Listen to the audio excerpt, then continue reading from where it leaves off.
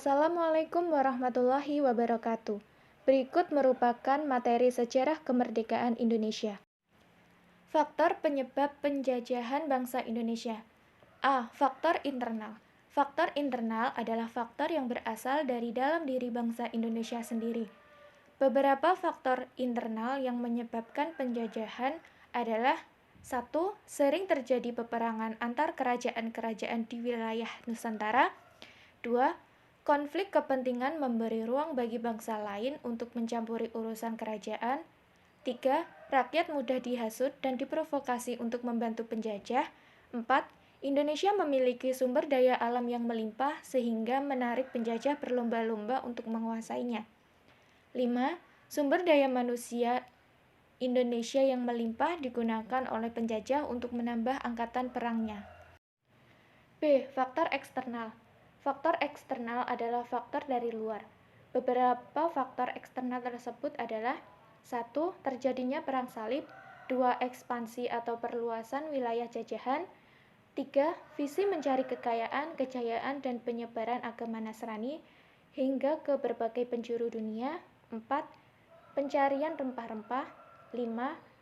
Penjelajahan untuk membuktikan ajaran Kopernikus bahwa bumi itu bulat. 6. Perkembangan ilmu pengetahuan dan teknologi. Usaha bangsa Indonesia dalam mempertahankan kedaulatan. Pada tanggal 20 Maret tahun 1602, Belanda membentuk lembaga VOC, yaitu Perkumpulan Dagang Hindia Timur. Tujuannya mengatur sistem perdagangan rempah-rempah bagi pedagang dari Belanda agar tertib dan memiliki standarisasi harga, atau mengurangi persaingan antar pedagang Belanda. Namun, dalam perkembangannya, pegawai VOC banyak yang melakukan penyelewengan atau korupsi, sehingga pada tahun 1799, pemerintah Belanda secara resmi membubarkan VOC. Nasib petani Indonesia justru semakin memprihatinkan.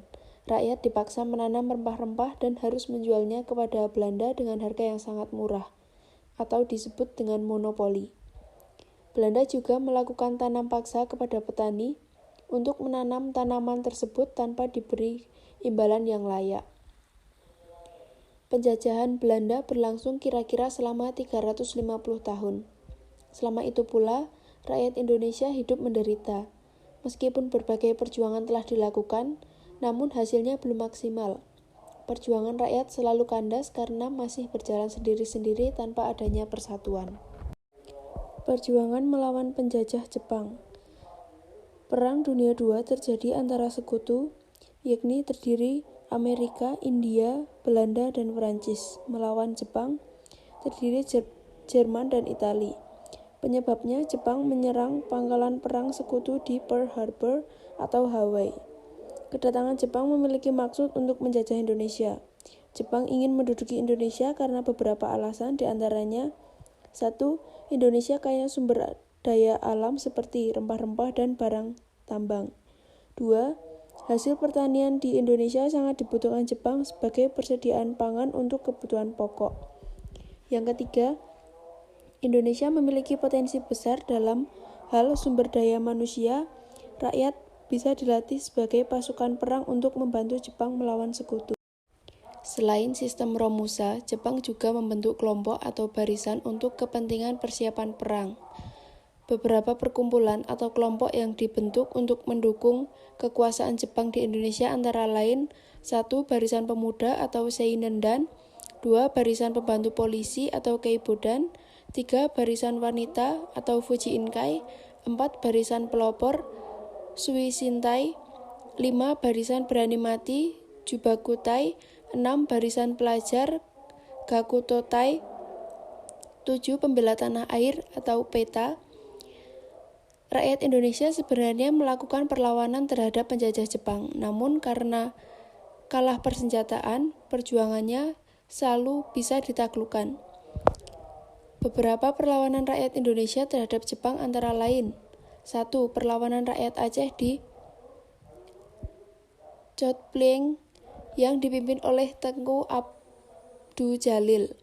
2. Perlawanan rakyat Biak di Papua pada tahun 1943. 3. Perlawanan rakyat Singaparna atau Tasikmalaya yang dipimpin Kiai Haji Zainal Mustafa. 4. Perlawanan di Kaplongan Kaplongan, Jawa Barat. 5. Perlawanan di Pontianak, Kalimantan Barat. 6. Perlawanan pembela tanah air atau PETA di Blitar dipimpin Sondako F. X. Supriyadi. Makna proklamasi, upaya mempertahankan kemerdekaan dan usaha mengembangkan kehidupan yang sejahtera. A. Persiapan kemerdekaan Indonesia. 1. Pembentukan BPUPKI. BPUPKI singkatan dari Badan Penyelidik Usaha-Usaha Persiapan Kemerdekaan Indonesia. BPUPKI dalam bahasa Jepang disebut Dokuritsu Zumbicho Sakai. BPUPKI yang dibentuk pada tanggal 1 Maret 1945 adalah sebuah badan yang dibentuk untuk mempersiapkan perangkat dan hal-hal yang dibutuhkan dalam usaha kemerdekaan Indonesia. BPUPKI diketuai oleh Rajiman Widyoningrat. BPUPKI melakukan sidang sebanyak 2 kali. Sidang pertama berlangsung pada 28 Mei sampai 1 Juni 1945, sedangkan sidang yang kedua pada tanggal 10 sampai 17 Juli 1945. Terdapat 3 tokoh yang memberikan pendapat pada sidang pertama pada tanggal 28 Mei sampai 1 Juni 1945 yang membahas dasar negara. Ketiganya tersebut adalah Muhammad Yamin, Soepomo, dan Insinyur Soekarno. Berikut merupakan tokoh yang memberikan pendapat pada sidang.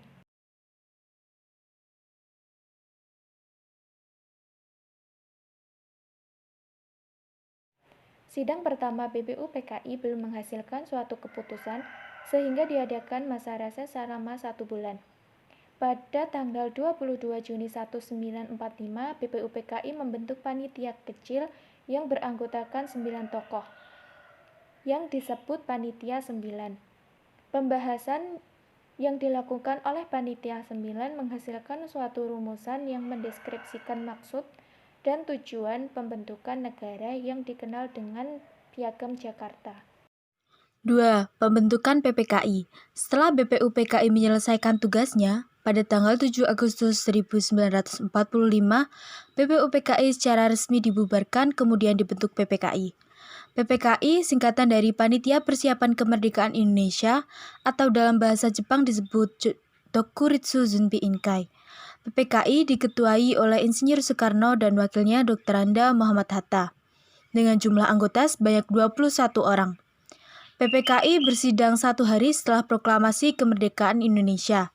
Sidang pertama dilaksanakan pada tanggal 18 Agustus 1945 di Jakarta.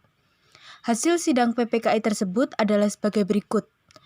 A. Mengesahkan UUD 1945 setelah mendapatkan beberapa perubahan pada pembukaannya. B. Memilih Insinyur Soekarno sebagai Presiden dan Dr. Anda Muhammad Hatta sebagai Wakil Presiden Indonesia. C. Menetapkan Presiden untuk sementara dibantu oleh Komite Nasional. 3. Peristiwa Rengas Dengklok. Peristiwa Rengas Dengklok adalah peristiwa penculikan terhadap Insinyur Soekarno dan Dr. Anda Muhammad Hatta yang dilakukan oleh golongan muda untuk mempercepat proklamasi kemerdekaan Indonesia. Peristiwa tersebut terjadi pada tanggal 15 Agustus 1945 dini hari. Keduanya diculik dan dibawa para pemuda ke Rengas Dengklok, Jawa Barat. Peristiwa Rengas Dengklok dilatar belakangi adanya perbedaan pendapat antara golongan tua dan golongan muda. Golongan tua menginginkan proklamasi harus dipersiapkan oleh PPKI, sedangkan golongan muda memaksa supaya kemerdekaan dilakukan secepatnya karena mereka tidak ingin kemerdekaan Indonesia dipengaruhi atau pemberian dari Jepang. Hasil peristiwa Rengas Dengklok adalah adanya kesepakatan bahwa Insinyur Soekarno segera merumuskan proklamasi kemerdekaan Indonesia. B. Makna proklamasi kemerdekaan bagi bangsa Indonesia. Naskah proklamasi dirumuskan pada tanggal 16 Agustus 1945, malam hari, di kediaman Laksamana Maeda, seorang marsekal Angkatan Laut Jepang yang bersimpati terhadap perjuangan bangsa Indonesia. Perumusan naskah dilakukan oleh Insinyur Soekarno, Bung Hatta, dan Mr. Ahmad Suparjo. Selanjutnya, rumusan teks proklamasi diketik Sayuti Melik.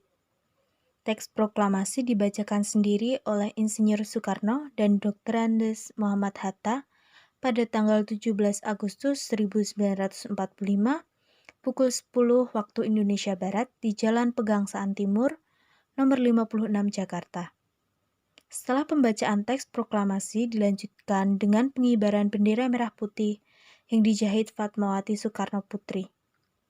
Pengibar bendera Sang Merah Putih adalah Latif Hedradiningrat, S. Suhud, dan Trimurti. Proklamasi Kemerdekaan Indonesia memiliki makna yang besar bagi perjalanan bangsa Indonesia. Makna tersebut antara lain: 1. Pernyataan secara de facto, pengakuan atas lahirnya negara Indonesia. Kedua, sebagai tonggak sejarah kebebasan dari penindasan dan penjajahan oleh penjajah. 3. Puncak perjuangan pergerakan kemerdekaan yang telah berlangsung lama. 4. Menaikkan martabat dan harga diri bangsa. 5. Titik awal menuju kehidupan masyarakat Indonesia yang lebih baik. 6. Sebagai jembatan emas mewujudkan masyarakat Indonesia yang adil dan sejahtera. 7. Pembuktian kepada dunia internasional bahwa rakyat Indonesia memiliki keberanian untuk menentukan nasibnya sendiri. Tokoh-tokoh penting yang berperan dalam proklamasi kemerdekaan Indonesia adalah 1. Insinyur Soekarno sebagai proklamator dan ketua PPKI. 2. Dr. Andes Muhammad Hatta sebagai perumus teks dan proklamator kemerdekaan Indonesia. Ketiga, Ahmad Subarjo sebagai perumus teks proklamasi kemerdekaan. 4. Fatmawati sebagai penjahit bendera pusaka merah putih. 5.